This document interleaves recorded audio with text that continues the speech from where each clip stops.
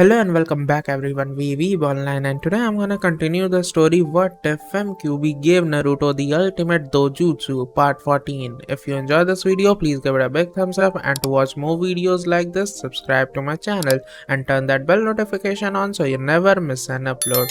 Now wasting no more time, let's begin. Department of Cryptanalysis at Konoha. Shikaku entered the department building for the analysis team and took a look around. As he walked inside, he felt a little stuffy. He rubbed the back of his neck and looked around. Man, where has everyone gone? He wondered before hearing a loud crash as dust gathered in a room. He quickly approached the source of the noise and entered the room. Shikaku coughed and covered his mouth as he heard someone yell. "Why are you so clumsy, Shiho?" he yelled, and Shikaku noticed a light blonde girl with a loose ponytail for hair. She was dressed casually in a small white jacket and dark blue jeans. Before bowing to her boss, the girl coughed. "I'm sorry, sir. I fell by accident. Please forgive me," she said as the man sighed and rubbed the back of his neck. "I'm not sure how you became one of our analysts. Just be careful with those documents next time," he said, and she nodded. Am I interrupting something?" Shikaku inquired, and the two turned to face him. The man got to his feet quickly and smiled. "Oh, Shikaku-san, I'm sorry. We've been a little busy around here lately. What can I do for you?" he asked, holding up the book Naruto had given him. "Hokage-sama would like you to go over the contents of this book. I'm not sure why,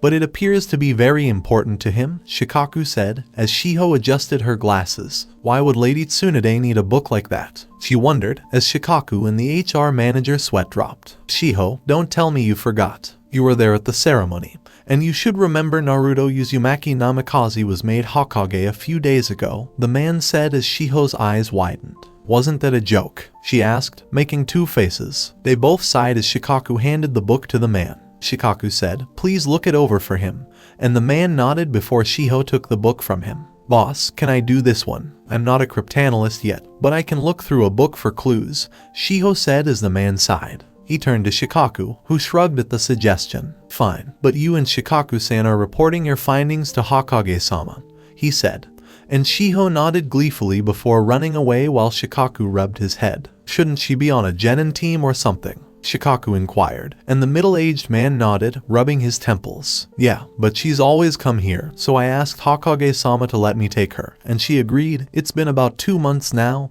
he said, scratching Shikaku's cheek. "I see. Well, I'll see you in a minute," Shikaku said as he walked out of the room. The Hokage mansion. Naruto was currently going over some documents that had been brought up by some of the villagers regarding the opening of new shops throughout the village districts. The blonde leaned back in his chair, his gaze fixed on the ceiling. He closed his eyes for a few moments and smiled.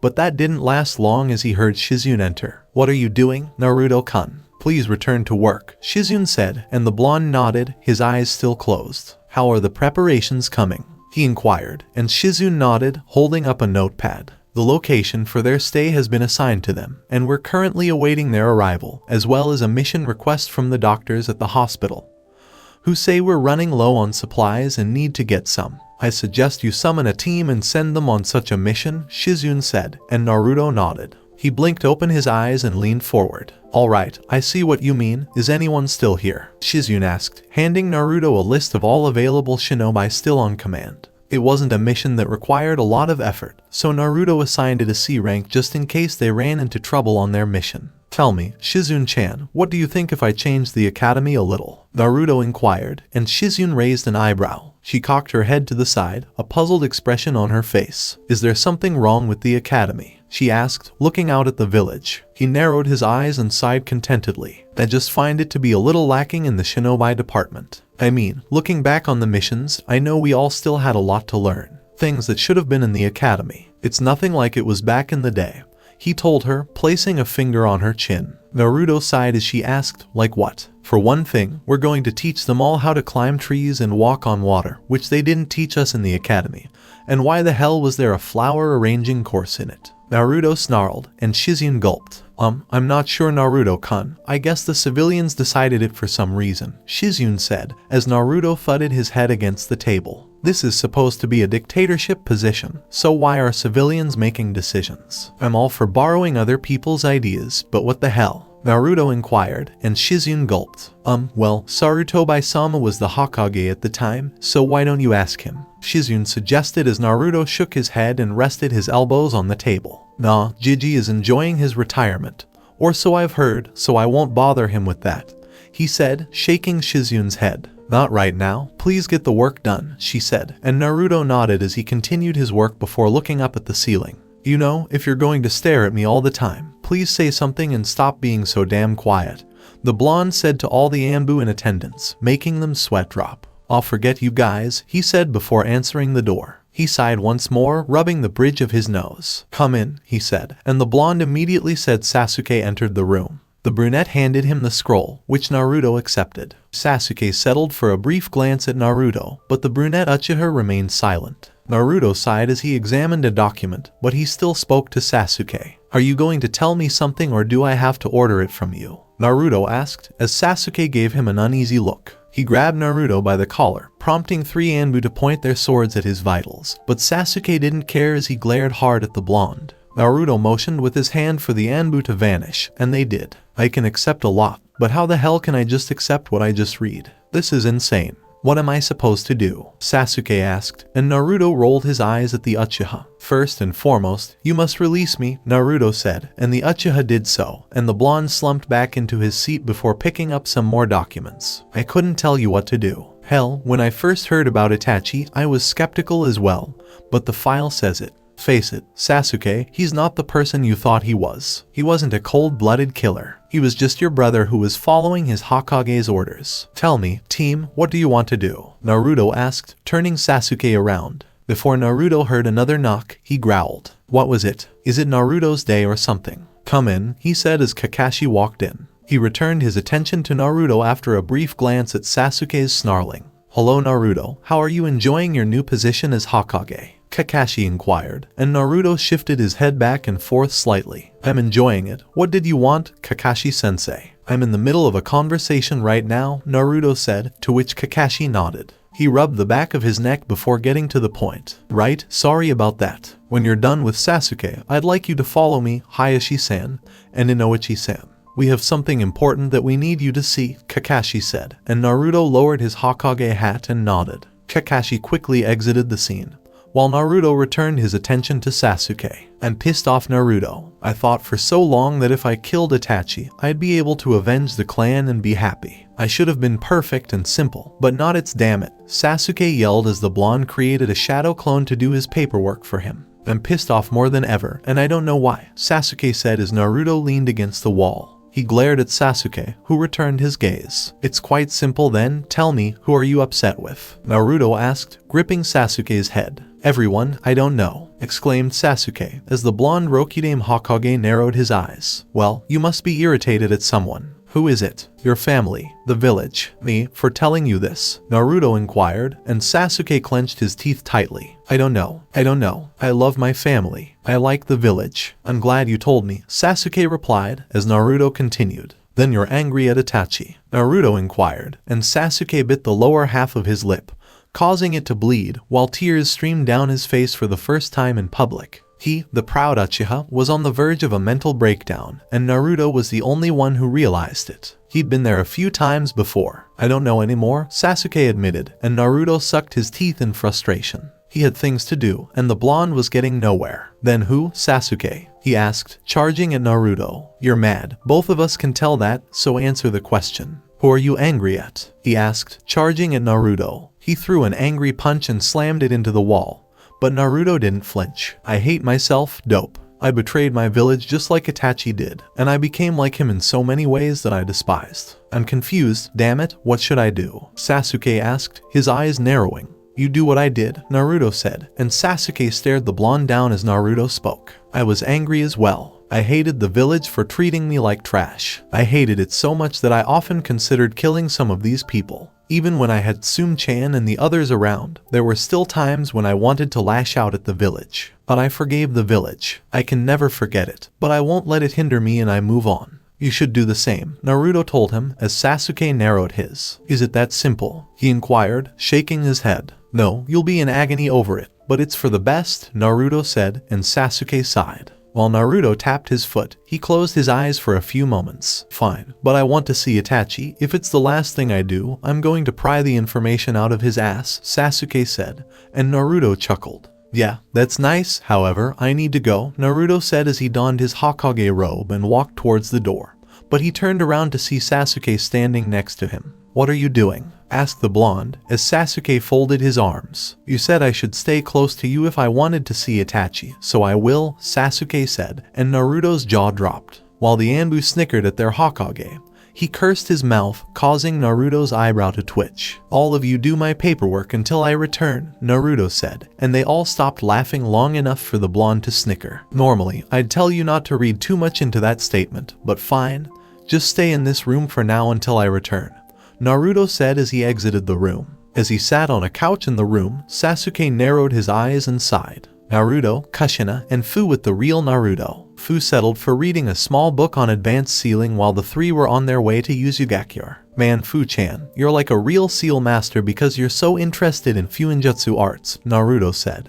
And Fu chuckled as she rubbed the back of her head. Ah, is that right? She inquired, and Naruto shook his head as Kushina observed the two interact. Her heart warmed as she saw her son interact with the people she had seen. He cared about them all and didn't seem to take anything for granted. With a slight gulp, Naruto sat next to Fu, making the Nenabi Jinchuriki blush. Are you okay, Fu-chan? You're beet red, Naruto asked, and Fu's blush brightened with a nod. I am fine, she said as Naruto rested his brow on hers. Fu's eyes widened at the close contact, and Naruto's eyes narrowed into a small smile. You're cute when you're blushing, Fu-chan, Naruto said, causing Fu to drop her book. What do you mean blushing? I'm not blushing at all, Fu protested, and Naruto's smile returned. He moved in closer as Fu felt her body stiffen. Well, I have to admit that it's quite a surprise that you like me. Nenabi has quite a loud mouth, doesn't she? Naruto asked, and Fu dropped her jaw. She told you that I liked you, Fu asked, surprised that her friend would rat her out in such a way, but Naruto smiled again.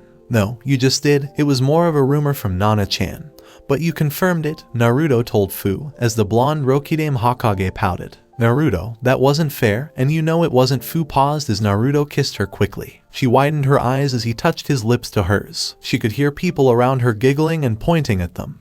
But she didn't mind. She couldn't get her mind off the possibility of Naruto kissing her. And Naruto-kun, people are watching, she said, her blonde hair blending in with Naruto's green hair. Don't worry about them, just focus your gaze on mine, he said as he kissed her once more. Fu closed her eyes and gently pressed her hands against Naruto's chest as the blonde intensified the kiss. Kushina shook her head as she watched the two interact. In that regard, her son was similar to Minato. Naruto smiled as he stepped away from Fu, and Fu opened her eyes. She locked her gaze on Naruto's and could only utter one word. Wow, she exclaimed, making Naruto laugh. He stroked her cheek with one hand while scratching his own with the other. I'm sorry if that was abrupt, but I want you to know that you mean a lot to me, Fu-chan, Naruto asked, and Fu gulped with a slight nod of her head. I really like you, Naruto. You've taught me so much, given me a new life, and even made me a better shinobi than I was in Taki. I can't tell you how grateful I am to you, nor how much I truly love you, Fu said as she wrapped her arms around Naruto's neck, making the blonde blush. Fu-chan, people are watching us, Naruto said as he noticed some of the sailors smiling and raising their thumbs at him, as well as Kushina giggling.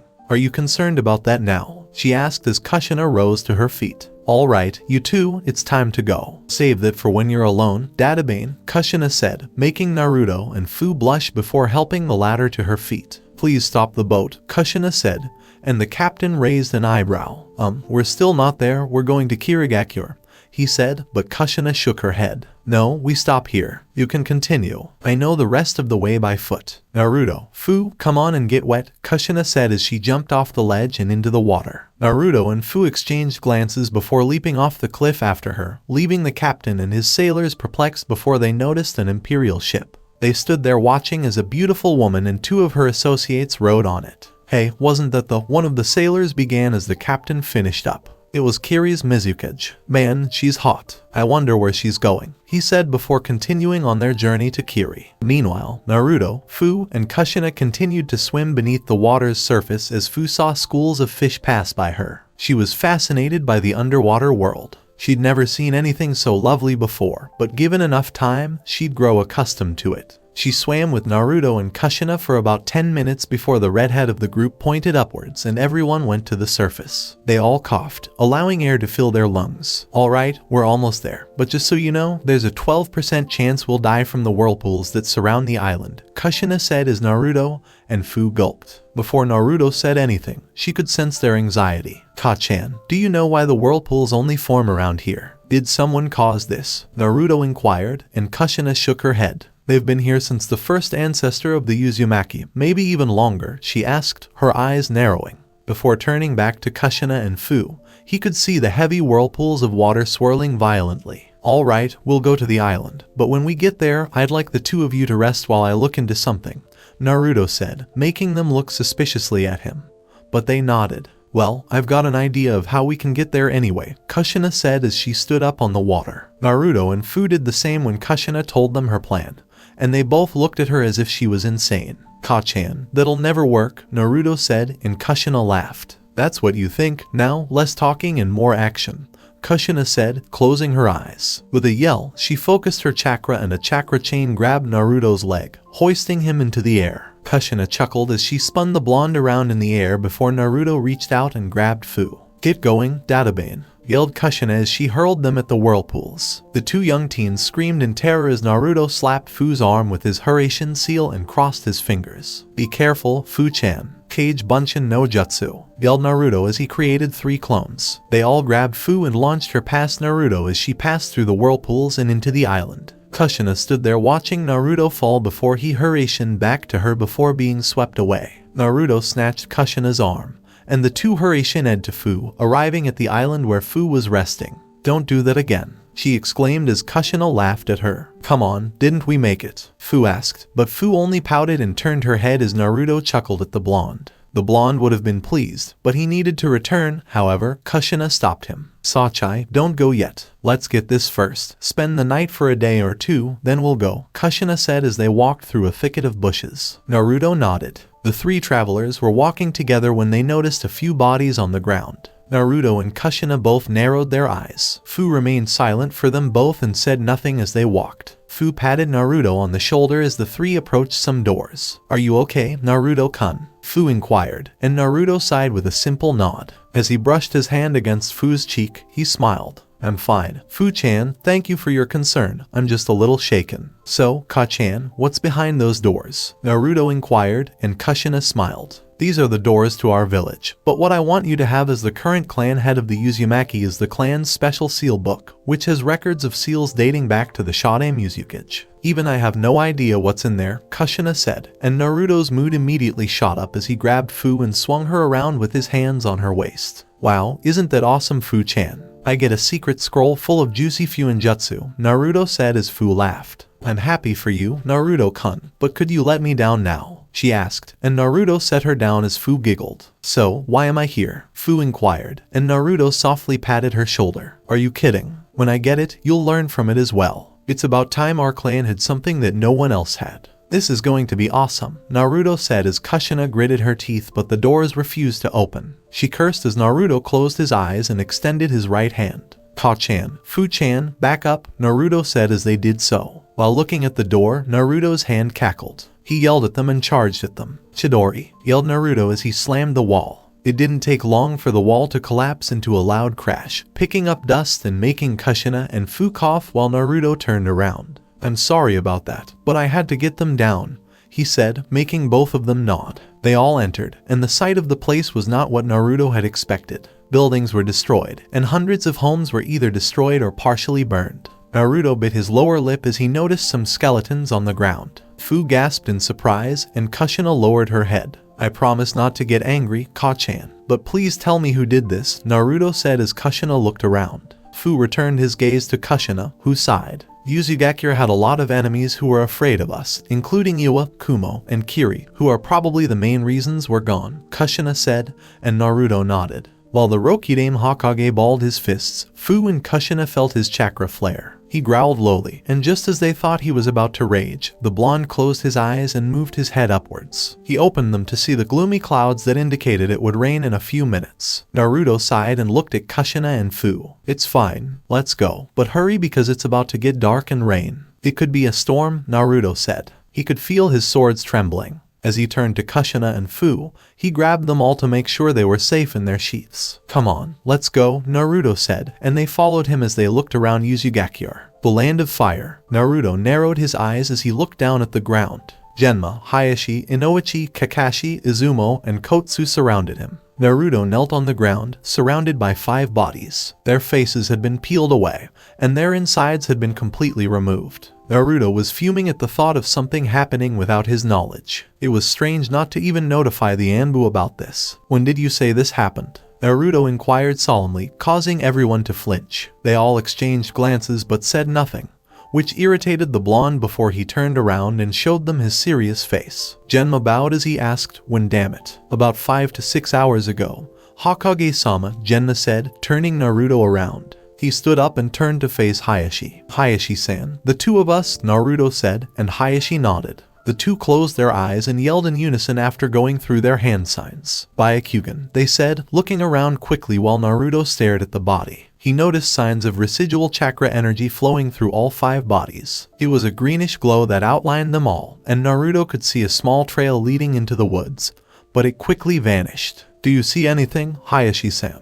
Naruto inquired, and the Hyuga head shook his head. "No, Hokage-sama. Whoever was here is long gone. We'd need an Inuzuka to help track him down if the trail is this cold," Hayashi said as Naruto knelt down beside the bodies. He sniffed and closed his eyes. He knew it wasn't dignified or well-mannered, but being around the Inuzuka a lot taught you a few things. He sniffed the bodies before closing his eyes. "It won't matter now, for the time being. We'll return. But I want everyone on high alert throughout the village gates. I don't know what we're dealing with her, but it isn't good," Naruto said, prompting everyone to nod. "Izumo, Kotsu, how long have you two been together?" Naruto inquired, and the two exchanged glances as Naruto pressed them for an answer. Naruto-sama, since the academy days," he inquired, and Naruto narrowed his eyes. He sighed as he returned his gaze to the bodies. "You two are off gate duty for the time being. I'm giving you this B-rank mission. Search along the land of fire's border with Genma. Report back to me in 24 hours, even less if you find anything suspicious," he asked, and the 3 nodded and bowed their heads. "Understood, Hokage-sama," they said as they shunshined away. Meanwhile, Naruto rose to his feet and returned his attention to everyone else. When he snapped his fingers, one Anbu fell to the ground. "While I'd prefer not to cause panic among the people because the Mizukage is approaching, I won't do anything until something happens. So for the time being, I want the security of the village to be stepped up. Report any sightings that you see," Naruto said to him, and the Anbu vanished without a word while the blonde turned around. "Let's go back to the village," Naruto said as they took the bodies to the hospital for analysis. "Damn it, boss, please hurry back. Something strange is going on here," the clone thought as they walked away from the scene. Base of Orochimaru. Kobayashi sighed and leaned against the wall. He was in the lower levels of base, watching some insane people squabble. Ayakamaru, Kiromaru's former mate, was standing right next to him, watching the action. When he saw the fighting, the former Inuzuka leader grinned. "Hehe, it looks like they're about to get it on," Kobayashi said as Ayaka rose to her feet. She yawned and licked her lips. Pathetic. Like I'd lose to people like that." "Yeah right, this dog form is enough for that," Ayaka remarked as Kobayashi chuckled. "That's right, Ayaka-chan. No one is like you," Kobayashi said as he hugged her. Ayaka smiled as her tongue licked his cheek. "Of course no one is like me. Who do you think I am?" she asked, rolling his eyes as everyone heard someone come down the stairs. His red steely eyes and light skin belonged to someone no one had ever seen before. He was dressed in a black jacket, a red shirt, Anbu pants, and open-toed sandals. He had a medium-sized katana strapped to his back. Before the Inuzuka glared at him, he walked past Kobayashi. "Who are you and what are you doing here?" Kobayashi inquired, but the man ignored him. The Inuzuka raised an eyebrow and reached for his shoulder. He didn't say anything as he was slammed into the wall before the man turned around. "Don't touch me with your filthy hands, mortal," he said to Inuzuka as he rose to his feet. "So, you think you're a kami or something?" he asked, looking up at the ceiling. "It's not about you. Once I find what is rightfully mine, I'll leave," he said, narrowing his eyes. "So, what are you looking for?" he asked, wiping his chin. "I'm looking for what's mine or what's been denied to me. I'm looking for my swords," he said, and Kobayashi snickered, drawing the man's gaze. "Kind of stupid to be wasting your time with swords when you have one on your back," he said as the man scowled at his sword. "The human-made piece of steel pales in comparison to the swords I seek. Not even the greatest master of this mortal world can comprehend the powers of these swords," he said, his interest in the subject growing. Well, no swords like that are here, so tell me who you are. You obviously have a superiority complex, just like the Uchiha clan as I remember them, Kobayashi said, his eyes narrowing. I find no use in you, so there is nothing else to say. Now depart from my presence, he said, his eyebrow twitching. He growled, got down on all fours, and yelled. TSGA, yelled Kobayashi, and everyone in the ring watched the best fighter in the ring spiral violently at the mysterious man. Kobayashi laughed as the man in question closed his eyes. Am I too fast for you? Kobayashi asked as he approached the man, only for his target to backflip in the air before he pulled out his sword. He said something, and Kobayashi was slammed into the ground with a loud crash just as the man landed his dismount. Ayaka's eyes widened as Kobayashi groaned. When he turned around, the tip of a sword appeared at his neck. Try it again, and I'll kill you. Mortals should know their place, he said, growling at Kobayashi. He was about to stand up when the man stepped into Kobayashi's stomach. So, who is your leader? He inquired, and Kobayashi snickered. Fuck off, he yelled, closing his eyes. He let his foot drop before kicking Kobayashi into the wall, leaving a large dent in the wall as Kobayashi slumped to the ground.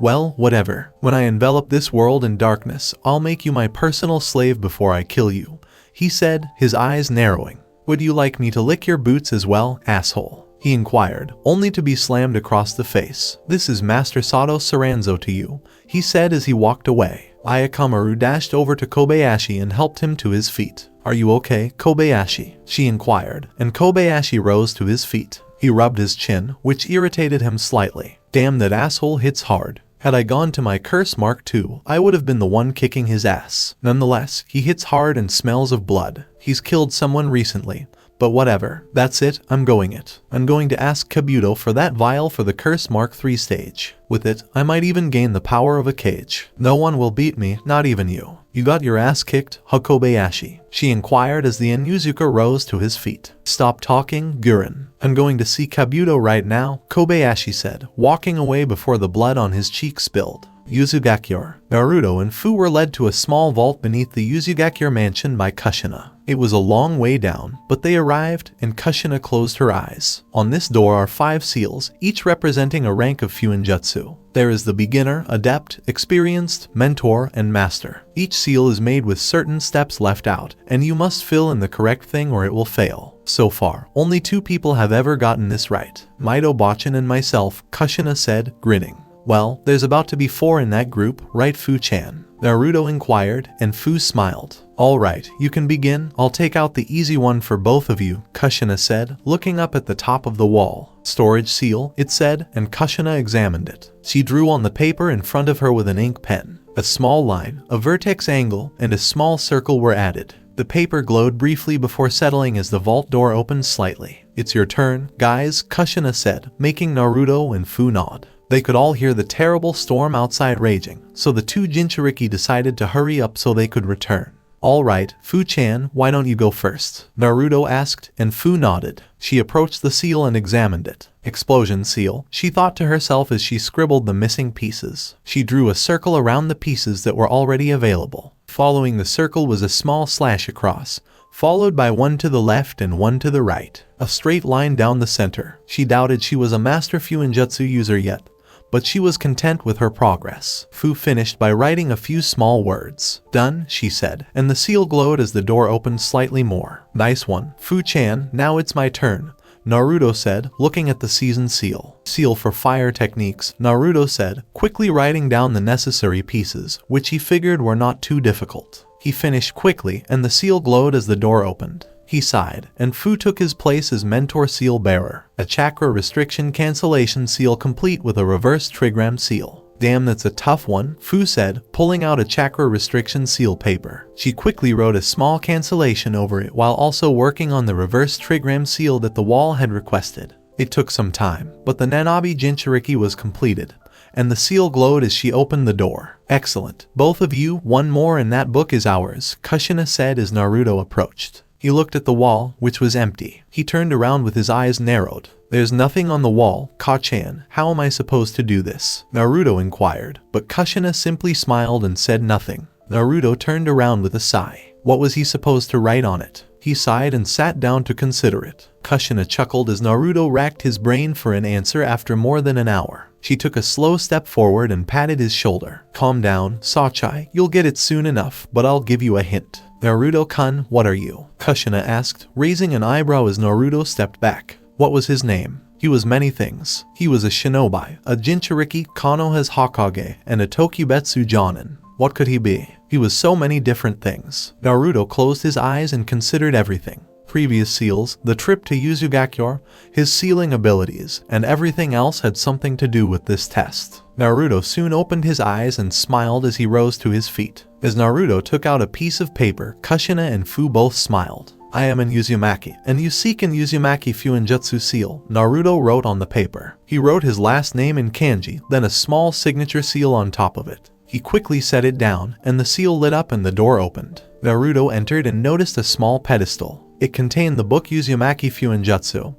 Hidden Scroll of Sealing. Naruto looked at it and picked up the book. He quickly picked up a note that had fallen out. Dear clansman Uzumaki, you have proven yourself worthy to carry the Uzumaki name. We are the proud clan of Fuinjutsu. All that the world feared about us is in this book. Use this book to reclaim the glory of the Uzumaki. Never waver, never falter. Keep your head held high and never take your power for granted. That is not the Uzumaki way. Unite all our hidden clansmen and make sure that they are aware of the power of the Uzumaki. Uzukage Shadame. Naruto smiled and closed his eyes. He smiled as he turned to face the two women behind him. He grabbed Fu and Kushina quickly. We did it, you guys. This is the best I could have asked for. I can't believe we got it. Thank you so much, Naruto said, making Fu and Kushina laugh. I'm glad to do it. Naruto-kun, Fu said, and Kushina agreed. Well, now that that's done, we can get out of here before the rain comes in, Kushina said.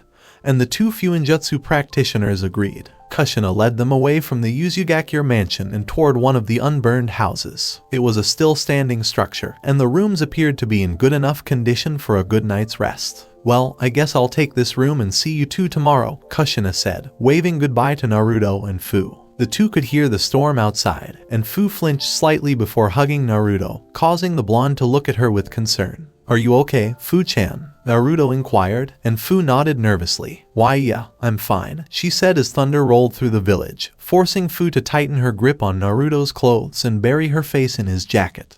Fu-chan, are you afraid of lightning and thunder? Naruto inquired, and Fu nodded slightly. She was so pitiful. How could she be afraid of something like this? It was bizarre. Only natural types, shinobi and the like I don't mind, but I just don't like lightning, Fu said as it rolled again, making her jump. Naruto chuckled as his other student pouted. It's not funny, she said, nodding to Naruto. Naruto flipped on the light switch, and surprisingly, there was electricity, but Naruto knew that given how old the place was, it would go out in another 4 or 5 hours, if not the next 4 or 5 minutes. Why are you afraid of lightning? He inquired as he changed out of his day clothes. He kept his t-shirt and boxers on, making Fu blush profusely. She'd seen him in his boxers before, having lived in his house as one of his clansmen.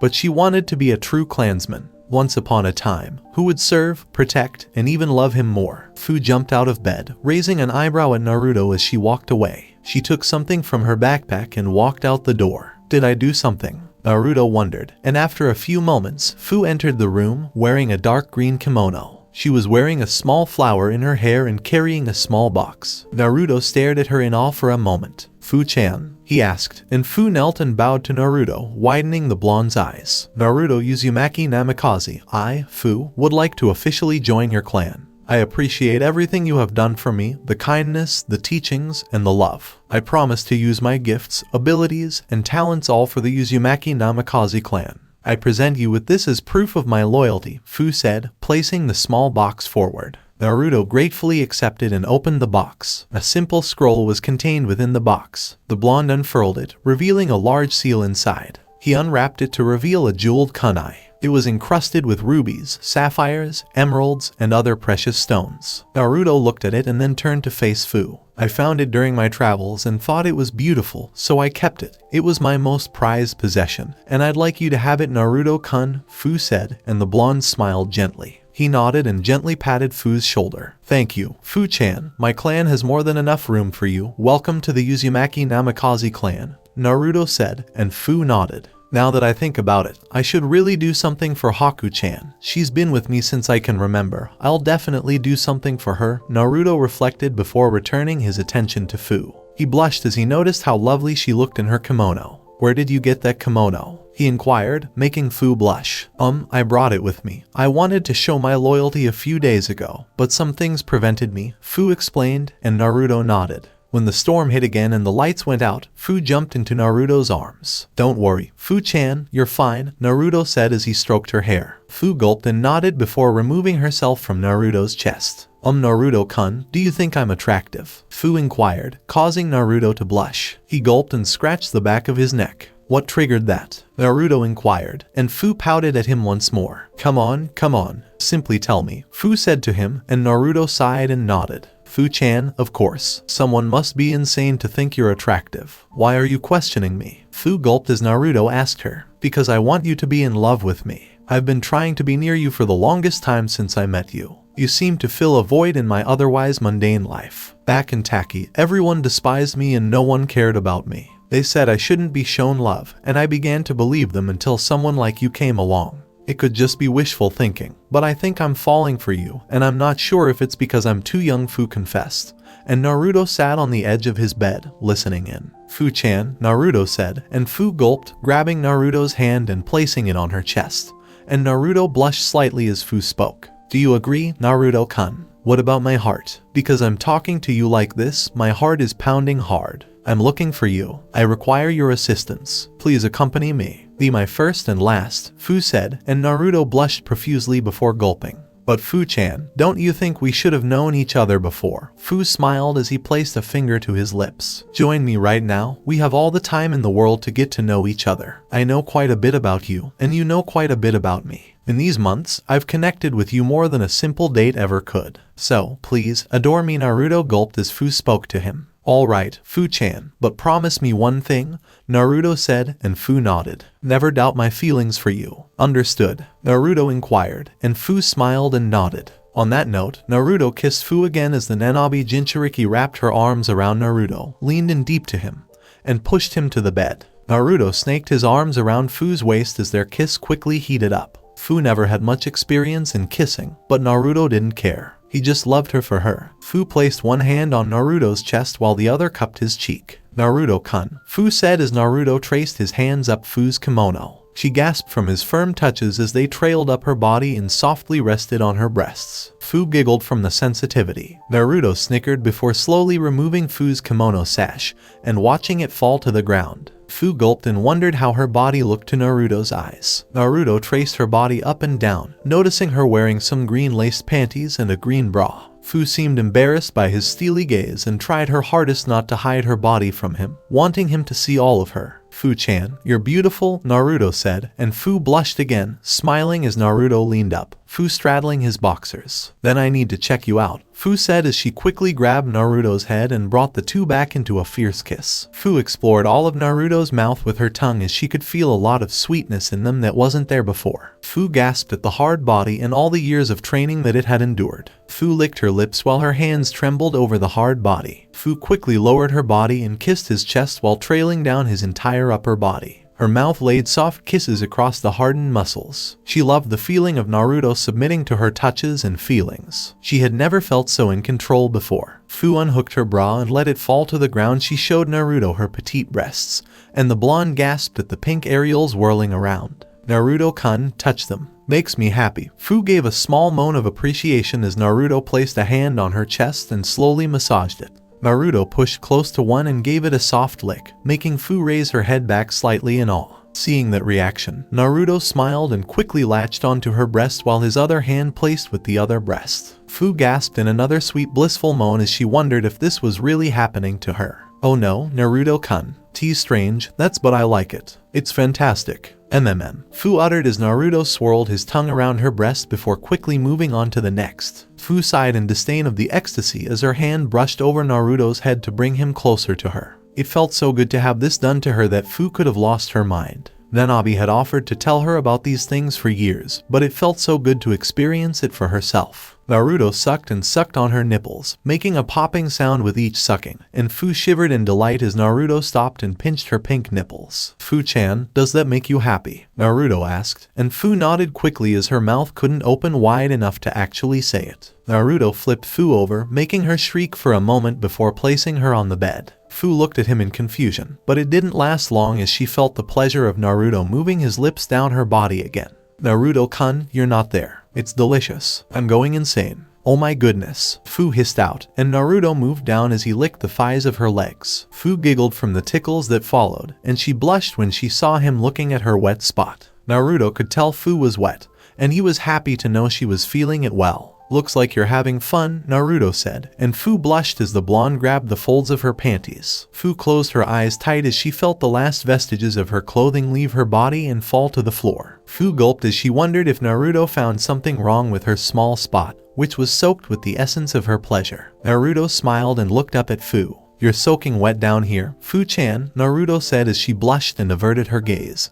But Naruto stood up and hovered over her. You must keep an eye on Fu-chan. You told me to love you, so how can I if you're not looking at me? Naruto inquired, and Fu gulped again. Naruto knelt, raising Fu's slender legs to his shoulders and opening her womanhood, peering inside the wet hole and widening his eyes at the lovely pink color inside. And Naruto-kun, you're embarrassing me, Fu said, turning to face Naruto. Oh, sorry about that, Fu-chan, Naruto said as he licked her. Fu widened her eyes and moved her head back in delight as Naruto licked her. The blonde noticed the reaction and quickly sucked on her womanhood, making Fu claw at the bed with her nails before grabbing Naruto's head. Naruto-kun, of course. That feels wonderful. Oh, yes, I want it even more, she said this as she roughly grabbed Naruto's blonde hair and pushed it further for him to explore her fathoms. Naruto swirled his tongue inside her womanhood more and more before using his left hand to massage her swollen clit. Fu's breath picked up even more as she felt the rush of having her pleasure spots taken advantage of. She raised her back from the bed in pleasure as her breath hitched in response to her session. Fu's moans, her ecstatic face, and her pleasure were making Naruto hear as he felt Fu's vagina quiver from his tongue, which tightened as Fu tightened her grip on his head. I can't stop it, Naruto-kun. I'm chugging, Fu yelled, sending all of her juices into Naruto's mouth. The blonde lapped them all as best he could, but some fell down his face and into his hands. Naruto scooped them all up while Fu's body arched back and easily slumped to the bed with a blissful sigh. Naruto licked his lips while Fu wiped the sweat from her brow. She huffed like mad, but then noticed Naruto's. Did you like it when I yelled your name? She inquired coyly, and the blonde could only blush and nod. Well, since you gave me so much fun, I think I should only return it to you, Naruto-kun, Fu said as she jumped to her feet. She told Naruto to sit on the bed, and the blonde easily obeyed while staring at Fu's naked form. She smiled as she grabbed Naruto's boxers and quickly pulled them to the ground, making Naruto's hard-on slap her slightly in the face. Are you just going to look at it? Naruto inquired, and Fu chuckled as she looked at him. Are you impatient? She asked before giving it a soft lick, then quickly watched it flip up for a few seconds before letting out a gasp. Fu-chan, Naruto said happily, and she smiled. I hate to admit it, Nanabi, but you were right, Fu said in thought before opening her mouth. She quickly took Naruto's length into her mouth and bobbed her head up and down. She felt like she could almost choke on it, but it felt so good to have something like it in her mouth. Naruto balled his fists and bit his life from having Fu tease him in such a way. It's just gotten a lot more difficult. I still can't believe it. Fu slipped a hand down her legs and played with her still soaking wet spot while she licked Naruto's cock, coating it in her liquid. She said before licking the lower base of Naruto's raging member. Fu-chan, you're a jerk. You're in a great mood. If you continue in this manner, Naruto told her, and Fu smiled. She wasn't sure why it was like this, whether it was Naruto or the fact that he was Hokage, but she loved making people feel good with her body. Naruto-kun, do you like it? Are you going to come? I can sense it, Fu said to him as she massaged his balls. Naruto gritted his teeth as Fu lapped the bits of cum from Naruto's dick. She wanted him to come. She needed him to come. He had to. Fu-chan, you're moving too quickly. I believe I'm going to come. Fu widened her eyes as she felt her mouth take in the white liquid. She removed her mouth from Naruto's dick while some shot to her face. Fu wiped it off before swallowing the rest. It was sweet and salty, just like ramen. How quaint that must have seemed to her. Meanwhile, Naruto sighed in contentment before feeling Fu stop, and he looked up, perplexed, at her. Fu-chan. When Naruto asked, Fu smiled and rose to her feet. It's my first time, so please forgive me if I'm not good, Fu said nervously as she straddled Naruto with her hips. Naruto smiled and quickly flipped her over and kissed her. Just relax, Fu-chan. I'm not going to cause you any harm, Fu nodded as Naruto kissed her again. She felt Naruto's manhood at her entrance before he quickly pushed inside. Fu tightened her eyes and bit her lips, but the kiss from Naruto made it more bearable. He slowly pierced her hymen and settled inside Fu, allowing her to calm down. Fu shuddered from the sighs before feeling the pain wash away. She gulped and smiled. I'm alright. You can leave right now, she said, and Naruto nodded. He moved slowly, and Fu gasped as she felt her walls stretch from the thickness of his length, which felt so big and perfect inside her body. Fu gasped in euphoric bliss while Naruto moved faster. That's so big and good. This is fantastic. Naruto-kun, you are my absolute favorite. I'm not capable of loving anyone else, Fu said as she wrapped her legs around Naruto's waist and sat directly down on his dick, quickly moving her own hips as she found her rhythm to his thrusts. Fu held close to Naruto in bliss while Naruto held her tight. You're so good and tight, Fu-chan. My hips are uncontrollable. I adore you to pieces, Naruto informed her, and Fu nodded in agreement. The sounds of the raging storm were now obscured by the loud moans of the two Jinchuriki, who had been going for more than an hour with their stamina. But it was running out as Naruto felt himself tighten alongside Fu. Fu-chan, I have to come again? Naruto said, and Fu moved even faster, causing Naruto to clench his teeth. Take a chance. I don't mind. Do it right now. Naruto-kun, I want it all, Fu spoke up, and Naruto closed his eyes tightly. Fu-chan, Naruto yelled, and Fu leaned back. Naruto-kun. Oh, Kami, Fu yelled before falling back to the bed, feeling Naruto's semen rush into her as she huffed, and falling back on Naruto's chest as the two Jinchuriki smiled at each other. Thank you very much, Naruto-kun. I adore you, Fu said as she nuzzled Naruto's cheek, and Naruto nodded while holding Fu close. Fu-chan, I adore you. When we return, I'll be sure to teach you a lot more Fuinjutsu. Perhaps I should create a Fuinjutsu division for Konoha. What do you think? Naruto asked and Fu chuckled. That would be quite interesting to see. Maybe you should do it, Fu said with a yawn. Naruto did the same and the two went to sleep in each other's arms. A few hours later, Naruto opened his eyes and noticed how dark it was. He got up from the bed and noticed Fu still sleeping soundly. He got dressed and walked out of the house. He strapped his swords to his back and watched them hum even more. He could feel the storm raging violently at him. He narrowed his eyes at his swords before he disappeared from Uzugakure into the dense forest. I hope there is something there or I'm really going to die for this, Naruto said to himself. He trudged through the dense forested area before he felt a gale of wind slam him in the face. He added chakra to his feet as he slid along the ground before he huffed. Damn it, Naruto said as he took out his wind sword. He made it glow before he yelled. Kei's Kizu. Naruto yelled as he made a giant slash break the wind before he started running.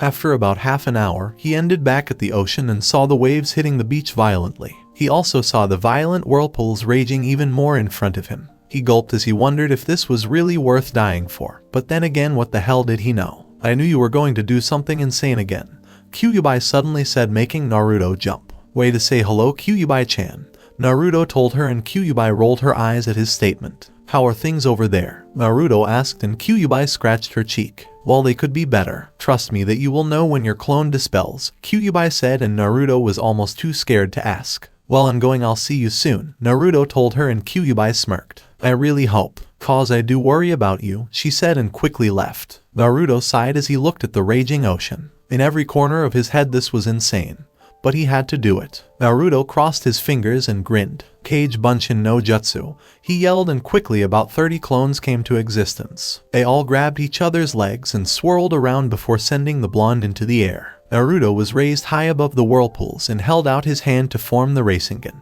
He quickly dashed down and slammed directly into the savage waters. Due to his Rasengan, Naruto traveled through the waters at a fast pace under the whirlpools. He looked underneath the water before he felt the pressure getting to him. He slightly winced before he began to swim. He looked around the water and cursed. The whirlpools were directly above him and he was losing air, and fast. He could feel the need for air rising as he continued swimming. Soon it became too much as the blonde shot for the surface. He coughed when he emerged, but the waves were crushing him with their sighs as they sent him back under. He coughed again and emerged as he found his bearings. He still saw the island, and so that was good to him. Tougher than I thought, he said before he dived again and made a Kage Bunshin. It grabbed him and threw him through the waters as he looked around. Naruto mentally cursed his luck before he saw something shining. It was edged in the rocks below, right underneath the largest whirlpool. He quickly swam to it and glared hard. He saw a small handle and quickly took hold of it. He pulled on the handle before he cursed. He pulled and pulled, but it was wedged. Naruto cursed again as he covered his mouth. He held out his hand and narrowed his eyes. Rasengan, he yelled out mentally and slammed the rocks, crushing them to pieces as he pulled out what seemed to be a sword. He gasped only for the waters to quickly rush at him, swirling him around like a small toy before they quickly pushed him out of the sea. The blonde backflipped and landed on the sand before he dropped to his legs in exhaustion. He looked at the sword and found it to be the same length as his others. He smiled at its blue sapphire-ish color and gripped the handle. A small amount of water swirled around it and the blonde smiled. "Welcome to the family, sword that embodies water," Naruto said before got to his feet and walked off only to hear a voice. "Please, it coming soon. Already here. Less protect or destruction. One more find or lost." Naruto looked around and saw nothing. He narrowed his eyes and walked off. He had no idea what this would mean for him in a few years. Village of Uzugakure. Naruto huffed as he returned to the village. As he dragged the water sword with his left hand, he was exhausted. He huffed as he approached the door where they were all staying. He slid the door open, only to see the lights on while Fu and Kushina were wide awake in the room. They turned to face him, shocked by the state of his attire. He was drenched from the seawater and rainwater that had fallen outside. Before they turned to see the sword he was holding in his hands, his clothes were slightly torn. "Naruto-kun, what happened to you?" Fu asked as she stood up to begin treating his wounds. While Kushina stood to her feet, Naruto rubbed the back of his neck. She had never been more concerned than when she discovered Naruto had vanished. "I'm sorry, Fu-chan. I did some exploring," Naruto encoded, causing the Nanabi Jinchuriki's eyes to narrow. Kushina sighed before turning to face his sword. She glared slightly as she noticed the intricate water design over it. "So you're saying you jumped into the whirlpools for that sword?" Kushina said, drawing a gulp from Naruto. He backed away slightly with a nod, but before he could move, he was smacked in the back of the head by a clone of Kushina standing behind him. While closing her eyes, the redhead expelled the clone. "You know that could have killed you. Why are you being so stubborn?" "I told you we'd try it tomorrow," Kushina scolded, and Naruto nodded, resting the sword on the room's table. He sat on the couch in his wet clothes. "Listen, Ka-chan, I couldn't wait to take it. Something is wrong with these swords, and you know it. I can hear voices when I have them next to me," Naruto said, raising an eyebrow from Kushina. Fu seemed perplexed, as if Naruto was losing it. "But stranger things have happened, such as the Biju, so this was probably something." "What do you mean you hear voices?" Fu inquired, and Naruto shifted uncomfortably in his seat, placing his hands on his brow. "I hear some distorted message in my head. It's warning me of something. Something is coming to the elemental nations. I'm not sure what, but it sounds dangerous, so I couldn't wait to collect it," Naruto said, looking at the water sword. She gave it a sidelong glance before returning her attention to her son. "Go get your other swords, Sachai," Kushina instructed, and Naruto obeyed. He placed the lightning sword next to the water sword, followed by the fire and wind swords. He placed them all on the table for Kushina to examine. They were all the same length, weight, and metal type, but they looked so different from one another. Each had a unique handle and scarab. She sighed as Fu noticed something. "Hey, look at that," she said, pointing with her finger, and the two squinted their eyes to where she was pointing. All of them bore an ancient symbol. As the blonde looked perplexed, Naruto and Kushina held two swords in each hand. "That's strange. Those symbols weren't there before," the blonde said, glaring at Kushina. She threw them away, and Naruto did the same. "When we get back, Naruto, take me to the cryptanalysis team in Konoha and assign me there for a while," Kushina said, raising an eyebrow. "What are you thinking?" he inquired, to which Kushina sighed. She rubbed the back of her neck before turning to face Naruto. "If my hunch is correct, then what you're doing will decide the fate of the world, Sachai," Kushina said, widening Naruto's eyes. Fu did the same before Uzumaki, the redhead, clapped her hands. "But that's another story. Come you two, let's go to sleep."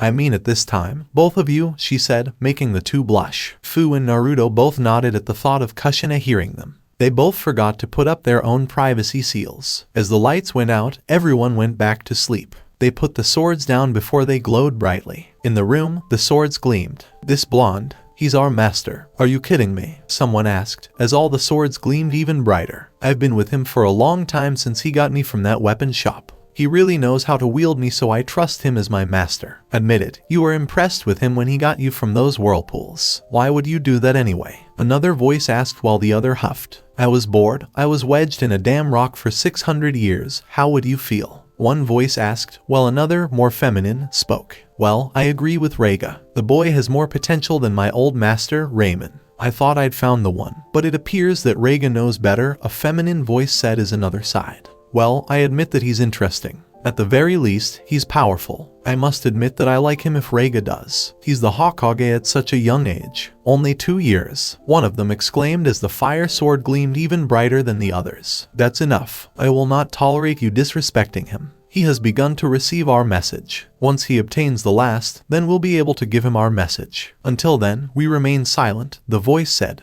and the others obeyed before they all faded away on the table. Nobody in the house had heard their conversation or understood what it meant for Naruto later. The following morning, as they passed through the gates of Uzashigagakure, Kushina, Fu, and Naruto sighed. Before Naruto's eyes gleamed, they all looked at the village. He had an idea for this location. Technically, it was still in a treaty with Konoha, so they could go there whenever they wanted. So, are you all packed and ready to go? Naruto inquired, and the 2 girls nodded. As he grabbed their waists, the blonde smiled. He closed his eyes and locked onto one of his house's seals, and the 3 vanished in the Hiraishin, leaving the Uzugakure location behind. Compound Uzumaki Namikaze. Naruto, Kushina, and Fu burst into the compound, shocking Kyuubi and Nanabi, who were playing cards. The 2 Biju women rose to their feet and approached the 3. Hooray for a grand entrance, Nanabi said, wrapping her arm around her harem sister. Stop teasing them, Nanabi. Are you 3 okay? Kyuubi inquired, and Naruto nodded while cracking his back. Sure, fit as a fiddle, he said as he rose to his feet, followed by Kushina. Fu rubbed her neck before waving goodbye and walking back to her room.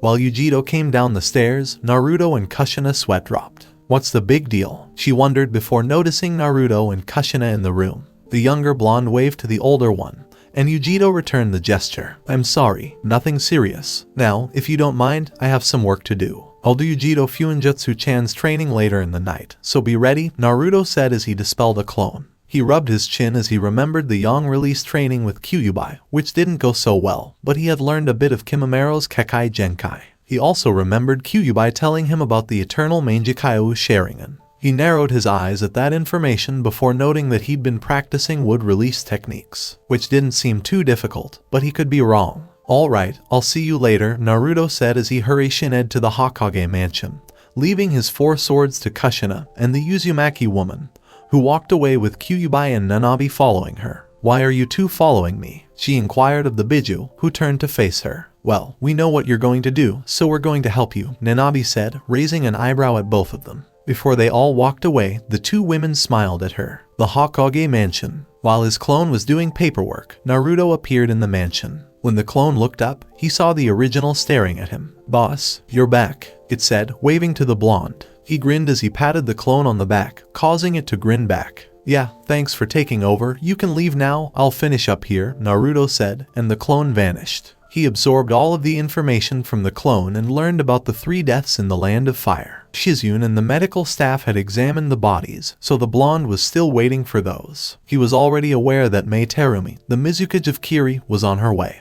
and the necessary preparations were in place. There was nothing else going on besides Kurenai and her team returning. Hiba and Haku, as well as Kimamero and Teuya, were still out, so Naruto sat in his chair and began doing some paperwork. It was the usual routine of him signing for new supplies for the villagers in order for them to set up shop around the village. He did look through some trade papers, but nothing seemed out of the ordinary until he heard a knock at the door. Come in, the blonde said, and Shizune entered with a girl wearing glasses the blonde had never seen before. Shizune looked at Naruto as he folded his arms. Did you change your clothes, Naruto-kun? Shizune inquired, and the blonde gulped. That's right, he was dressed differently than the clone. That was a minor detail he had overlooked.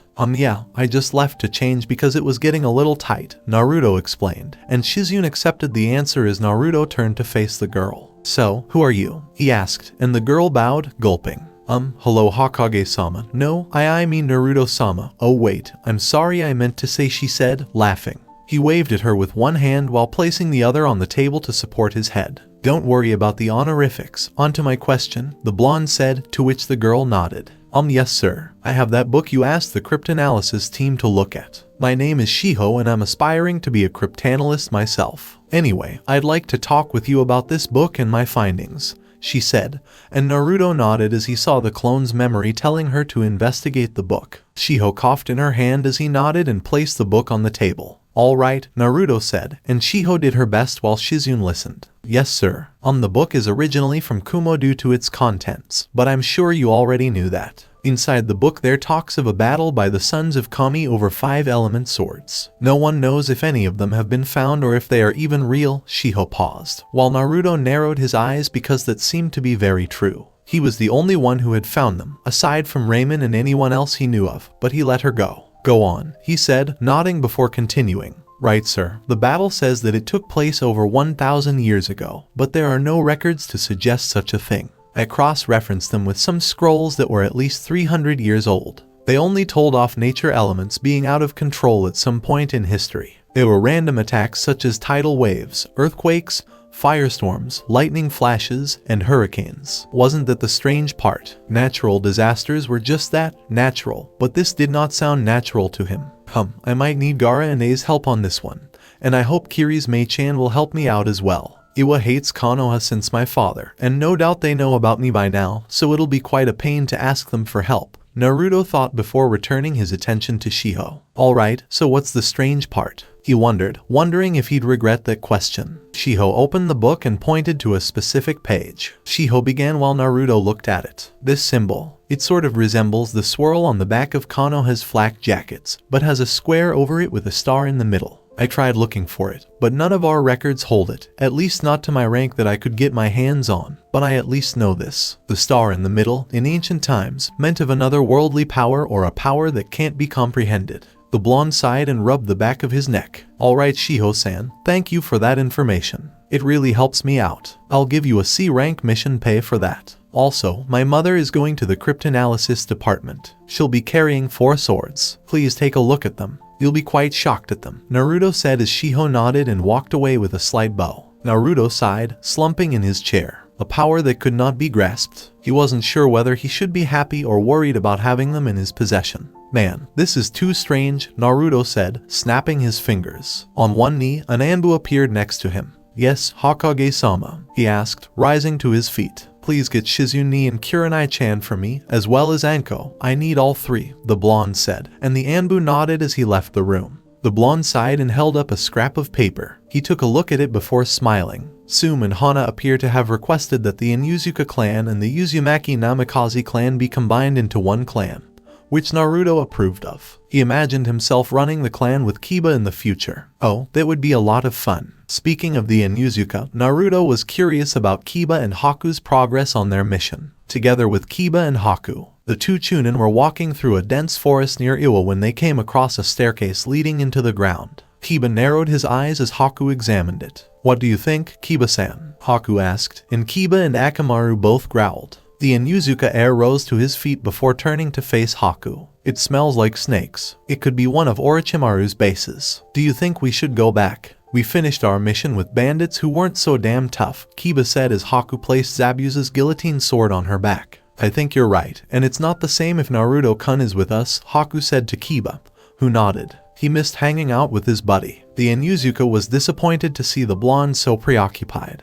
but there was nothing he could do about it. Soon after, the 2 were dodging a kunai that appeared from the trees. They both gasped and drew their weapons as an Iwa nin emerged from the shadows. Well, if it isn't Konoha trash, what are you doing here? A girl inquired, drawing Kiba and Haku's gaze to the newcomer. Unless I misread the map, we're not in Iwa, so what does it matter to you? Kiba asked, as the girl fumed at both of them. Shut up and talk before I kill you both, she demanded as Haku prepared her guillotine sword. It's better to give your name before asking for someone else's. She tried to be polite to the growling girl. HMPH, my name is Kuretsuchi, and who are you two? She inquired before they exchanged glances before nodding and returning their gaze to the Iwachunin. My name is Kiba Inuzuka, and this is my partner Haku Mamachi, Kiba said, and Kuretsuchi narrowed her eyes before withdrawing her kunai, as did Haku and Kiba, while she pointed to the staircase. What exactly is this? She inquired as Kiba and Haku examined it. We have no idea. We've only just arrived, Kiba yelled, irritated by this girl's behavior, while Kuretsuchi growled at him,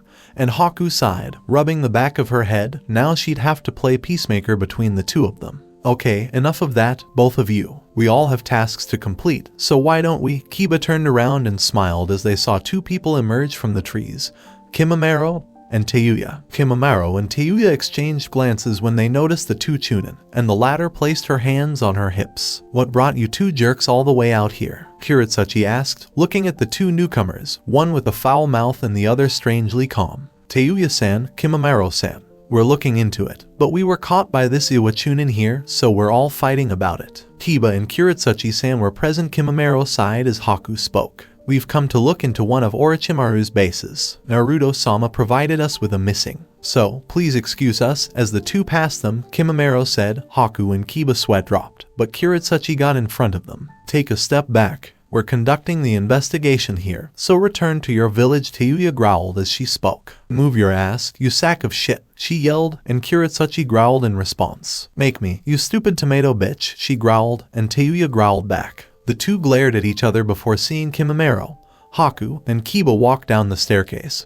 and the two huffed before following everyone down into the base. "No offense, Kimimaro, but you used to be with Orochimaru, so do you know this base?" Kiba inquired as Kimimaro shook his head. "No, I do not. He had a lot of bases that I was unaware of. Only about a quarter of them were familiar to me." Kiba sucked his teeth as the bone user responded, and everyone turned around to see Teuya laughing at a blushing Kiritsuchi. "You mean the blonde's grandfather kicked your grandfather twice in the shins? Oh my god, that's fucking priceless." Kiritsuchi huffed her displeasure at the redhead as she yelled. After a little more walking, everyone entered a large room that was lit up with many candles. "In that case, why the hell are you following us?" Teuya inquired as Kiritsuchi stared at her. "This is Iwa's issue. I'm just watching. Don't even consider it." They all looked at him in confusion before they saw someone at the end of the room with his arms folded and a grin on his face. Next to him was his dog that was lying on the ground. Kiba seethed like mad as his feral features began to show. "Take a look at this. I'm looking for Kabuto and I see all of you. Look at you, runt. You've matured since the last time I saw you." Kiba moved from behind Kimimaro and stared at his father with hatred in his eyes. The man said,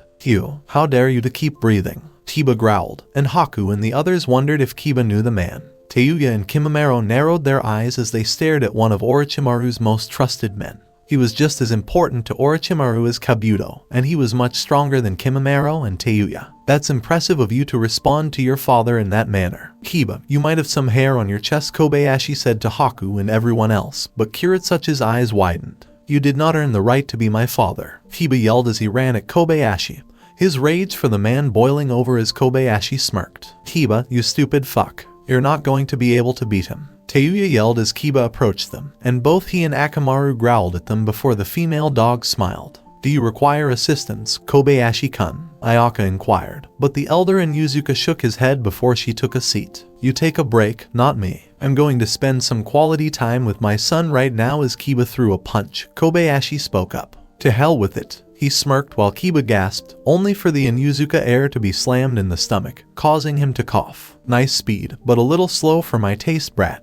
Kobayashi said as Kiba fell to the ground. Akamaru jumped to Kobayashi before being swatted away and hitting a pillar. Kiba lowly growled as he turned to his father, looking at him with pure hatred in his eyes. "Brat, don't give me that look. I'll take it as a test." He said this before Kiba rose to his feet and moved to the side as Akamaru rose to his feet. "Then take this on," Kiba yelled as he leapt into the air, and Akamaru yelled as the two spun violently towards the older Inuzuka. "Datsuga," Kiba yelled as they approached him, but they collided as Kobayashi jumped in the air, chuckling at his son before backflipping and putting his hands in his pockets. "Not too shabby, son. You've got my tenacity, but you're still a puppy. Get out of my face now. You're a disgrace." Kiba coughed as Kobayashi slammed him in the face, sending the young Inuzuka sliding back to his friends. Haku gasped and knelt down. "Kiba-san, how are you doing?" Kiba groaned as Teuya face-palmed herself before she began to heal him. "I told you not to fight him, idiot. You know how powerful he is. Damn, to run into him here." Teuya spoke as Kimimaro entered the field, and Kobayashi smiled at him. "To say the least, I was shocked to learn of your betrayal. You were on your way to being Orochimaru III Sama's most trusted person, but you and her squandered it." "What a squander," he said, causing Kimimaro to look at him. "Consider what you want. It makes no difference to me. For the first time, I realize I'm doing something correct." Kimimaro's words made Kobayashi roll his eyes, and Kiba growled as he rose to his feet. "Is there something I'm missing? What is his name?" Teuya narrowed her eyes as Kiritsuchi inquired. "Kobayashi Inuzuka is his name." After Orochimaru, he's the most ferocious man in the bases. In terms of strength, he ranks third, Tayuya said as she took out her flute, while Kuretsuchi cursed her good fortune in being with the group, and Kobayashi noticed the Konoha headband around Kimamero's waist. So you've decided to join Konoha. That's really nice of you. Do you know anything about Naruto, a blonde brat? I want to kick his $sign. Kimamero's eyes narrowed as a result of Kobayashi's words, as did Kiba, Haku, and Tayuya's. What exactly do you want from Naruto? Tayuya asked, for the first time using the blonde's name, while Kobayashi smiled. I'd just like to teach him about attempting to take my ex-wife, Kobayashi explained before Kiba stumbled to his feet. You're a damn asshole for a father. Naruto's the perfect mate for Ka-chan. She's happy with him, which is a lot more than I can ever say for you, Kiba said as Kobayashi frowned. While Ayaka stood to her feet, his hair cast a shadow over his eyes. She lied to Kiba about her slender figure before kissing Kobayashi on the cheek. HMPH, she's nothing like me. I tell you, Ayaka grumbled as Kobayashi moved forward. How's Hana doing? Is she still a good little girl? Kobayashi asked as Kiba clawed at the ground. While Akamaru jumped on Kiba's head, Kuretsuchi narrowed her eyes at what the Inuzuka could mean by that. Damn you, Inuzuka Ryu, Jinj Kanbai Henge, STR, yelled Kiba as smoke engulfed the two. Everyone jumped back as Kobayashi narrowed his eyes. They were all taken aback by the massive two-headed wolf that stood next to them. Kuretsuchi and Haku both widened their eyes. Kimamero and Tayuya both backed away from Kiba as the wolf growled and whistled.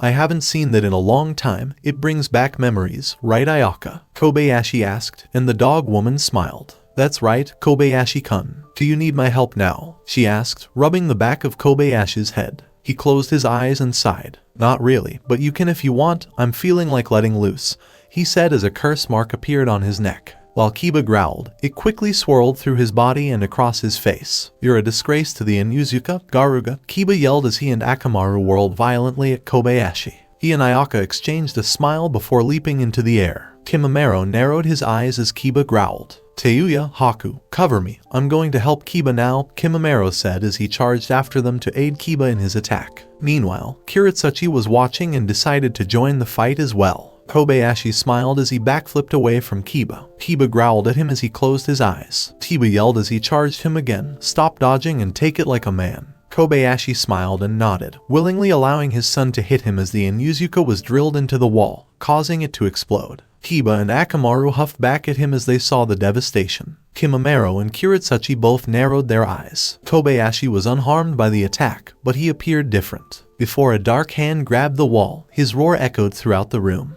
Oh, you made him go that far, how nice, Ayaka said before a loud roar erupted. Everyone gasped, wondering how bad this could get. Naruto is back. As Naruto rose to his feet, Kurenai, Shizune, and Anko stood before him. Shizune, Kurenai-chan, Anko-chan, I have some news for you three. We're going into the archives today, Naruto said, raising their eyebrows. For what Gaki? I mean Naruto-kun. Anko inquired, and the blonde smiled back. He walked past them and then turned around. Secret ladies, I'll tell you more before we get there, now let's go, Naruto said with his hand up, prompting the others to follow.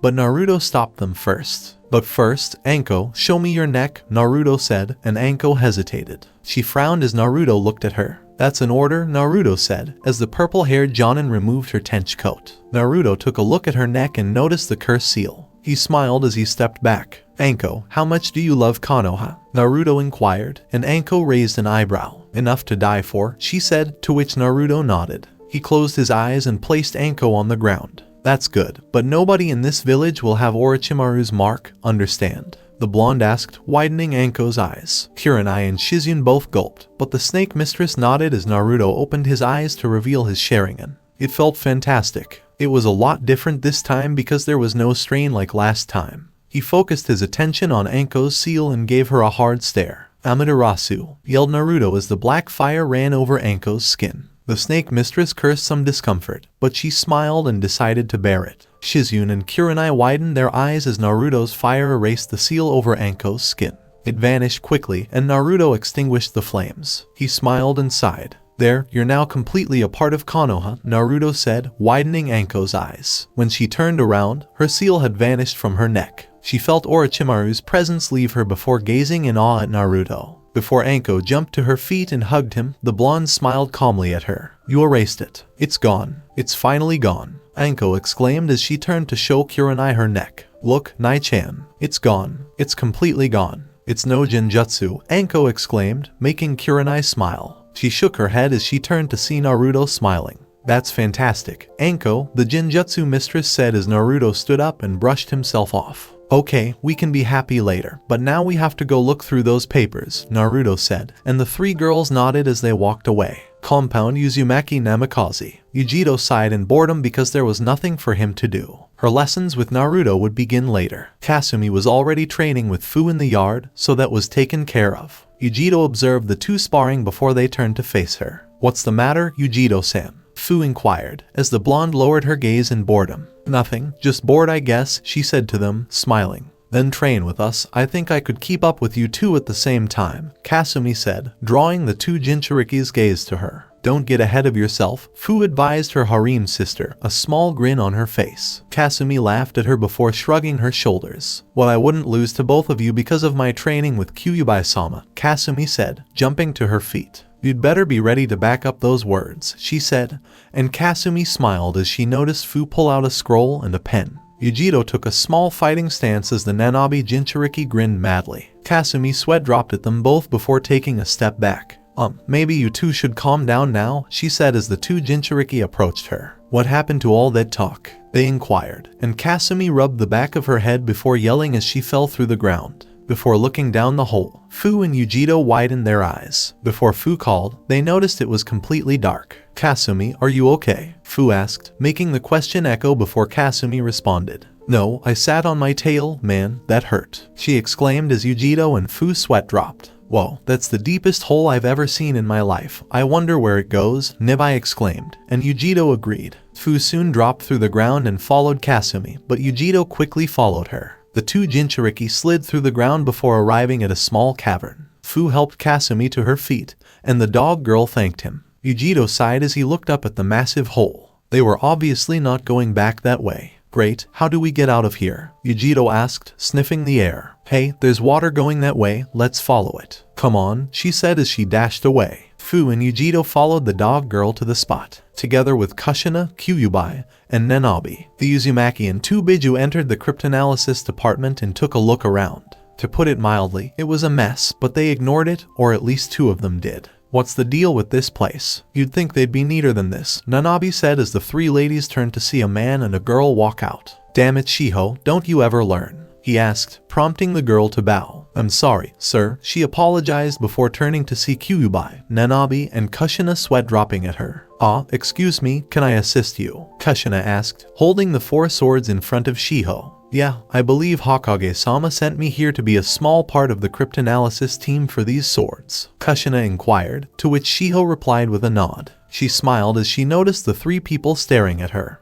That's my case. Boss, we've got extras from Hokage-sama who are assisting me with the book, Shiho explained before the man exited. He looked at the lovely ladies before blushing and coughing into his hand. Yes, since it's from Hokage-sama, I'll allow it. Since you'll be working with Shiho, I'll show you a station. It's small, but I hope you'll all get used to it in no time, he said to the women as they followed him. The place was quite large for being called small, but it suited them all perfectly. Kyuubi and Nanabi took turns walking around the room, while Kushina set the swords on the table. Shiho smiled as she adjusted her glasses. Would you mind telling me everything you know up to this point? Kushina asked, and Shiho nodded. She sighed and coughed once more. Alright, I'll tell you the same thing I told Hokage-sama. The book told of a fierce battle between the sons of Kami. They were each given a sword and mastery over one element of nature, but in order to collect them all, they fought each other and the swords were scattered. The swords might as well be a myth or legend. The oldest scroll we have that comes close to it was from 300 years ago and told of natural disasters that I researched, and a star back then meant another worldly power or a power that couldn't be comprehended. That's all I know for now, Shiho said, but Kyuubi stared at the star. No, that's incorrect. Well, it's correct in the way you say it, but the meaning is incorrect. To figure this out, you can't look into a book, rather you must abandon that way of thinking. Something like this is not capable of a human being's level of thought, Kyuubi said, making Kushina and Shiho look at the Biju in awe. Please explain. I'm not sure, Shiho said, and Kyuubi nodded. Please get Shikaku-san for me. He'll be able to tell it better in your words than mine, Kyuubi said, and Shiho nodded. She quickly left the room and returned with a groaning Shikaku in about a half hour. The girls explained the situation to him, and Nara sighed and rubbed the back of his neck. He nodded, promising to help as much as he could even though it was still his day off thanks to Naruto. So bothersome, but I'll assist. Okay, you told me everything you know about these swords in this book, so please continue to explain. Miss Shikaku stretched and Kyuubi smiled. Shikaku nodded as she said, Kanari. Please continue. Miss Kanari, Shikaku said, and Kyuubi did. She slightly straightened her back before speaking. Very well, as I was saying, the star in the middle can mean what you say. It can mean another worldly power. But like I said, try and think back to when was this published or who wrote it. Kyuubi inquired, but Shiho shrugged. I don't know. There's no author's name. I'm sorry. Shiho apologized as Kyuubi's sweat dropped and let out a small sigh. The Biju closed her eyes and nodded. Forget it then. Let's see. Based on the authenticity and the lack of a better look, I'll place it between 600 and 400 years ago. Remember, this was discovered in Kumo, so it must have been in that area. The nations weren't even formed at that time, and quite a bit of society wasn't around. But anyway, try and place your thoughts to 600 years ago and try to think of what a star could mean, Kyuubi said, making Shiho Shikaku and Kushina did the same. But Nanabi made the point. It's the light that shines in the darkness next to the moon, Nanabi replied, and Shiho nodded along with Shikaku. But Shikaku took a closer look. That's correct. If this were back in the day, stars would be the most amazing thing to see in the night sky next to the moon. But this must date back before Rikudo Sennin, the man who brought ninjutsu to the world, Shikaku said, and Nanabi nodded. You're forgetting that humans aren't gods. He may have created ninjutsu for humans, but that doesn't mean we were the first to use it, Nanabi responded, laughing. Are you saying that the gods could do ninjutsu? She asked, her laugh interrupted by Nanabi's glare. That wasn't a joke, and yes, I believe that. There are many things about this world that we don't understand just yet, so keep that in mind, the green-haired woman said, prompting Shiho to apologize.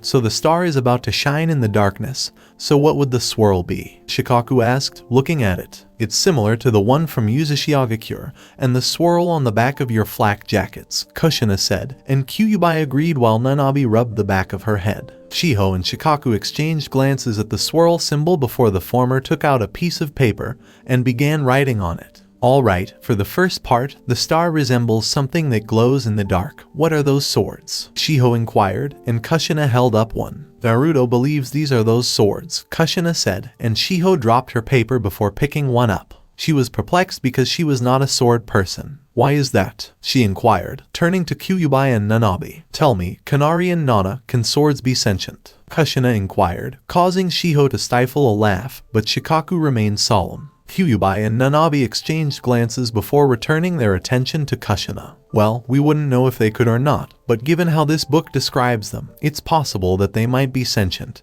Nanabi said as Kushina stared at the swords. Well, Sachai told me last night that when he gets these swords, he hears voices and they warn him of danger. Naruto's not paranoid or insane, you know, so is it possible? Kushina asked as Kyuubi leaned in close. Do you think the swords are communicating with him? She asked quietly and Kushina nodded. She sighed before telling Nanabi. The three of them sighed and put their fingers on their chins. Hey, what's this? Shiho asked, drawing everyone's attention to herself. What is it? Nanabi inquired as Shiho raised the sword. Take a look at this. There's a small hilt for an object. What do you think? She asked, rubbing her temples. Who knows? This is too strange. Let's go and continue. We'll look this over in the archives. They should be able to let me and Shikaku-san in, Kushina said as she walked away, followed by the others, Fu, Kasumi, and Yujiro. The three were still in the cavern, cursing their luck, when they noticed a small light. Kasumi sighed as she ran, Fu and Yujiro close behind. I hope this is the way out of here, Kasumi smiled as they approached an opening.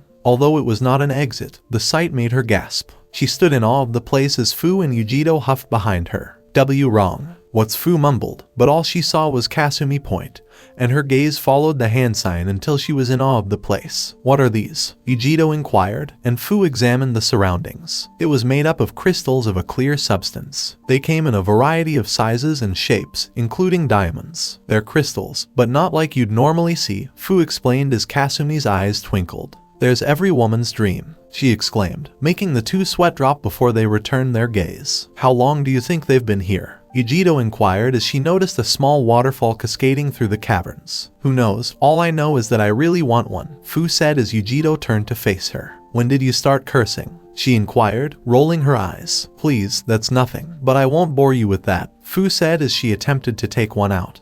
But it was heavy and refused to budge. Fu sighed and cursed under her breath. I take it neither of you can break diamond, she asked, folding her arms. What makes you think it's diamond? Fu blushed and rubbed the back of her head in embarrassment. Can't a girl dream? The Nanabi Jinchuriki asked, as everyone else sighed. Kasumi was stretching her legs before taking a step back. You might want to back up a little, Kasumi said as Fu and Yujiro stepped back. Before sighing, the black-haired girl stretched some more. She charged at the precious stone with a small stance. She yelled and launched a kick. Achita Sora Handu, Kasumi yelled as her foot slammed into the rock, making a loud impact. Fu and Yujiro shielded their eyes from the dust that had settled. It soon settled, causing the two Jinchuriki to open their eyes. They looked up to see Kasumi smiling over a fallen piece of stone. What force? I've never seen anything like that, Fu exclaimed, tapping Kasumi's left foot on the ground. It appears that the results of my training with Kyuubi-sama are beginning to show, she said as she demonstrated her latest taijutsu move. Well, I'll seal this, then we can go. We should tell Naruto-kun about this because this place might be important later, Fu told them.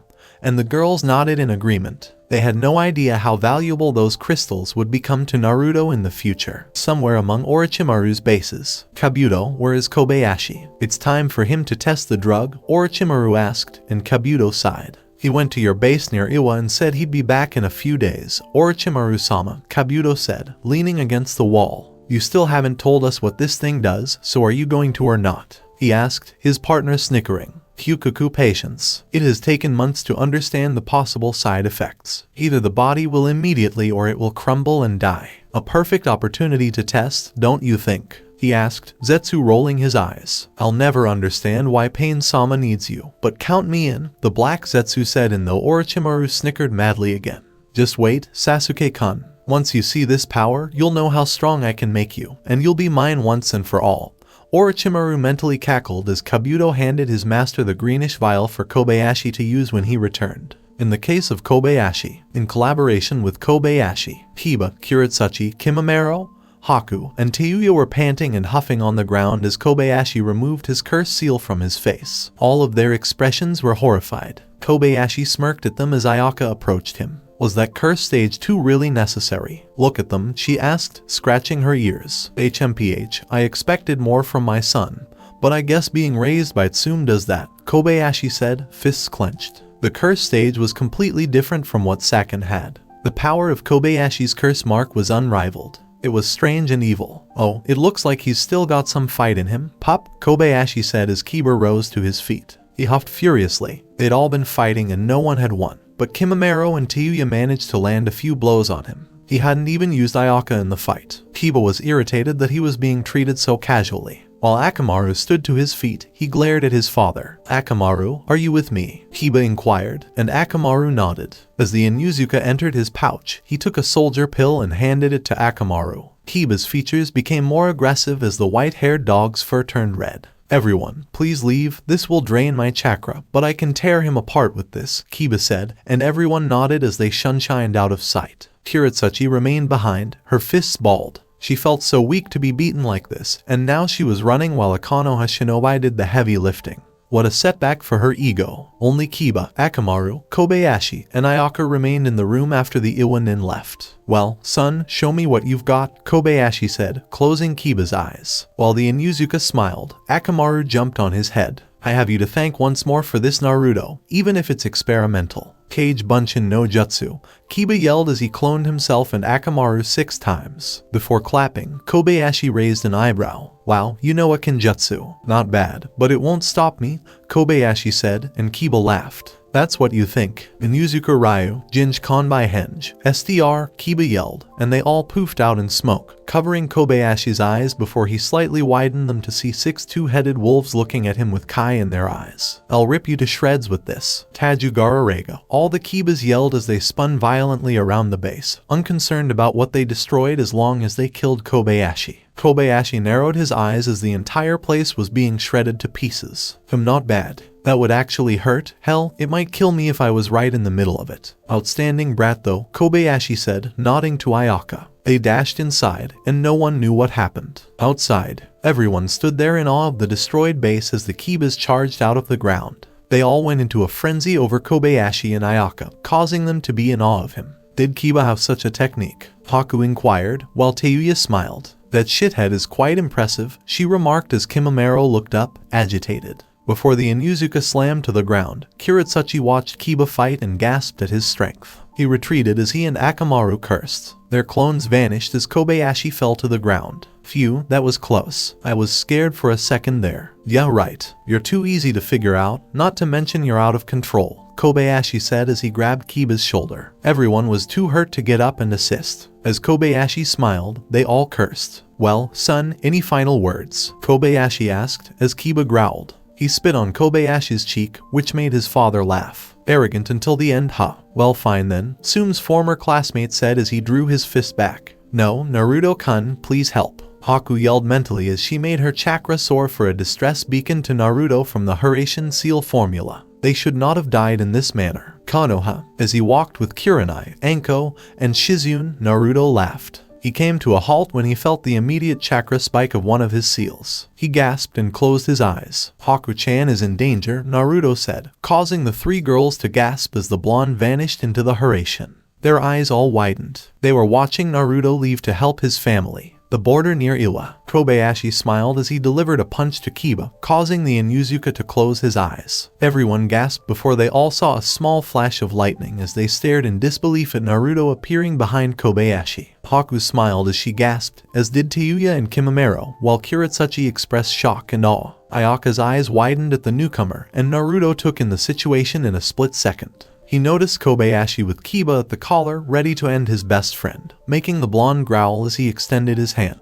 While Naruto was staring at Kobayashi, a blue sphere appeared. Put him down, Rasengan, Naruto yelled as he slammed the ball into the surprised Kobayashi, sending him flying into some trees, causing a loud explosion. Kiba fell to the ground before casting a glance at Naruto. Hey man, you've seen better days, Naruto said, chuckling. Shut up, I had it under control, he said, a painful smile on his face, and Naruto rolled his eyes. You certainly did, the blonde said before Kobayashi arrived. He looked at the blonde, and Naruto returned his gaze. They exchanged stares, and Ayaka growled before charging at Naruto. She tried to bite him, but the blonde simply sidestepped her and kicked her away from himself, towards Kobayashi's side. Not bad at all, said the Inuzuka head as Naruto narrowed his eyes. He remembered seeing that fucking face in the bingo book. At the time, he despised him completely. Is that Kobayashi Inuzuka? Naruto asked. His face hardened, as the Inuzuka noted the blonde hair. The brat who is now Tsume's mate. How nice. After all, today is my lucky day, Kobayashi said as Naruto closed his eyes. He turned to see Kiba unconscious while looking at his family and a girl he didn't know who was severely injured. They all appeared to be in hell. Naruto asked, his hair covering his eyes. Did you do this? Kobayashi smiled. So what if I did? What are you going to do? He asked, sighing. He chuckled as he balled his fists. It's also my lucky day. I get to kick your ass for the hell you put Tsume-chan, Kiba, and Hana-chan through. I'll make you pay right now, Naruto said to Kobayashi, who chuckled. A shorty like you. What can you do? He joked before feeling the kai in the air thicken as he looked into Naruto's eyes. The blue ocean eyes had vanished, and in their place was something new. Naruto's left eye was blazing with his eternal Mangekyo Sharingan, and his right eye was calm and icy cold with his Shinsenaken. While Haku drew Kiba to the side, Kobayashi growled. As Haku tended to everyone's wounds, Kimamaro, Teuya, and Kiritsuchi struggled to the side as well. They all stood there watching Naruto practice his hand signs. As Kobayashi assumed his favorite fighting stance, he gripped his right hand, making it cackle. See this Chidori? It's going right through your heart today, yelled Naruto, causing the Chidori to chirp even louder while Kobayashi chuckled. Bring it on, brat. I've always wanted to kill you, yelled Kobayashi as the two charged each other, their yells echoing across the plains. So this was it for today. I will continue the story next part. Till then, we weave offline.